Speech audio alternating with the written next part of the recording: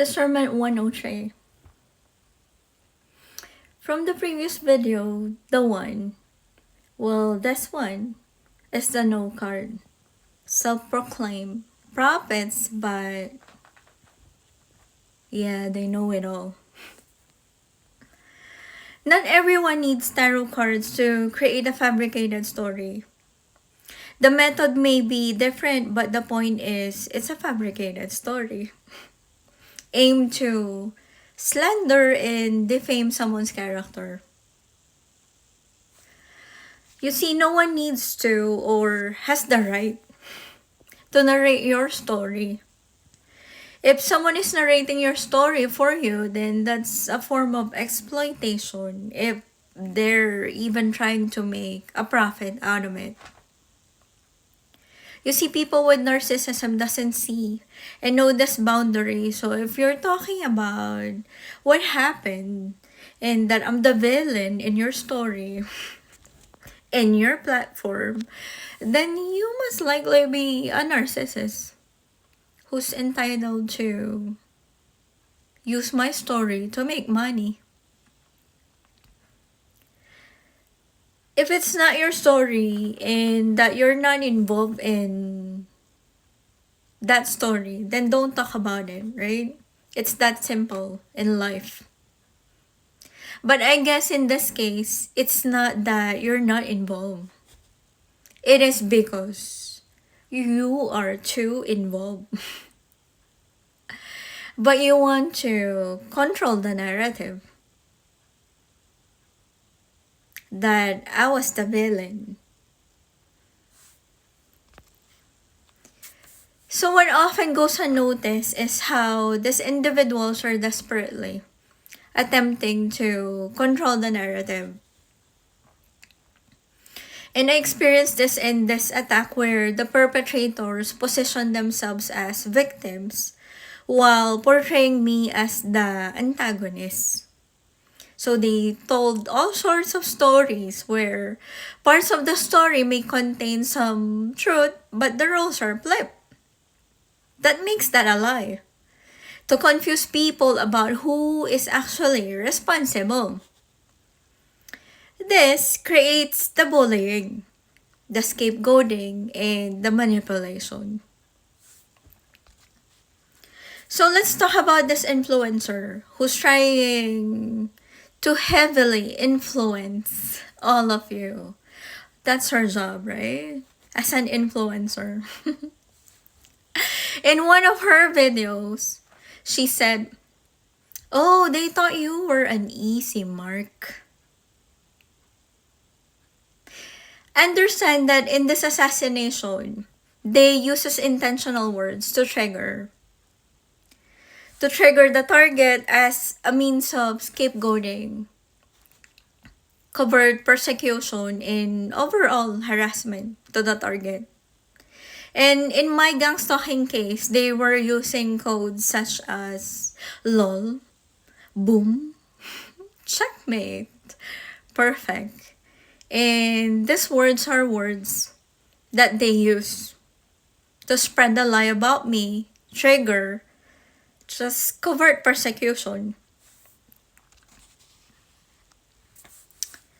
She was saying someone brought someone in your life to destabilize you.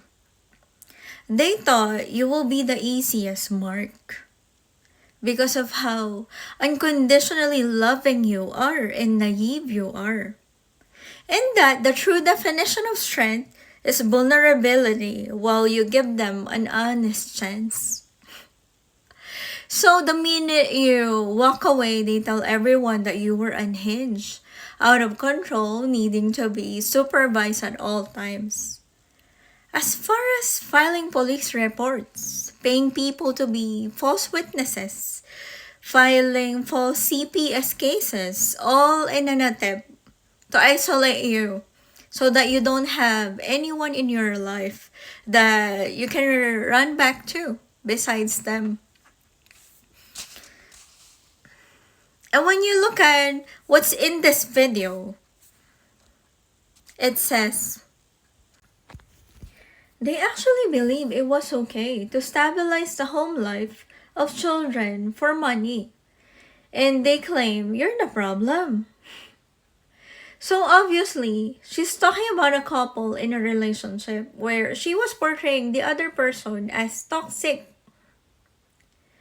So when you look at the comment section, they will always pertain to this villain as dummy, boo. So we see a clear pattern in here. As if they do have the same villain in all of their videos. Well, in my case, in case you're that curious, and that if you wanted me to be the villain, I never did all of that. Call CPS, tell everyone that this person is unhinged. Well, if there is, I thought that this person was truly what this person was truly doing to me. And I called the police once because the person was gaslighting me multiple times with an evidence as well. I called because it's emotional and mental abuse. So I certainly gave someone so many chances in life, but it's not the other way around. Out of pure intention for my children and knowing the bigger picture of this whole situation. You see, the point of gang stalking is isolation. If you are a truly targeted individual, you know that the system is made to break down marriages and all other support that you have. Infiltrating your life with chaos from people that you know, and even from strangers that you don't even know. The way that these individuals are sabotaging the targeted individual is by influencing their family, their friends, and any social support that you may have. And upon seeing all these evidences coming from this community of karmic tarot readers and false prophets, we all know by now, and it's obvious that there was someone in a group who wanted to derail and destabilize my life. Aligning to what she said about someone working with a group. It is obvious to everyone. And it's easy to make sense that there is a group working against me. But according to this narrator, her victim in her story is an easy mark. You see, just because I have accepted people back in my life doesn't mean that I will be silenced. The truth will still be told. And I don't have the obligation to protect people that hurt me. Or will let you re-narrate my past. So I can be your villain and that you can be the hero. Also, I'm still in a committed relationship with a spouse. And is still making plans with this person. So I was never the third party who's allegedly sabotaging all his affairs.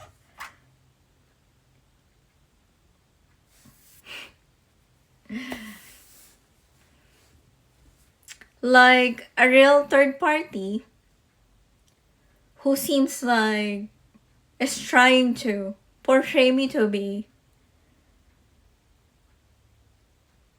doing all of this just to come up in life.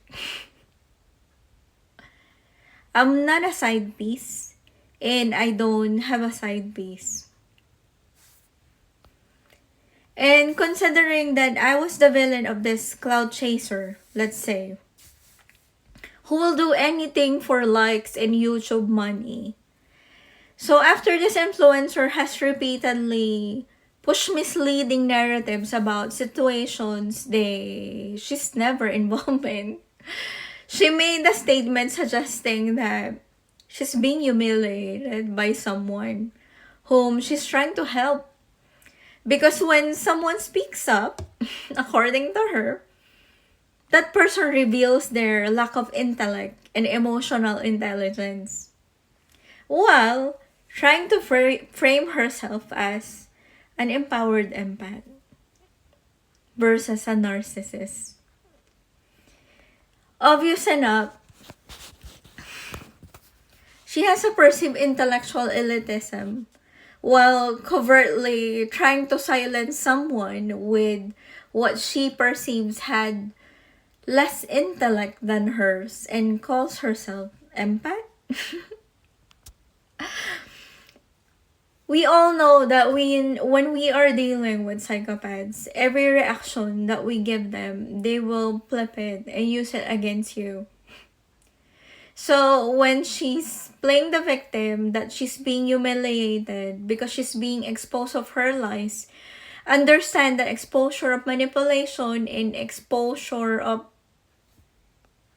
their corruption in crimes is not humiliation.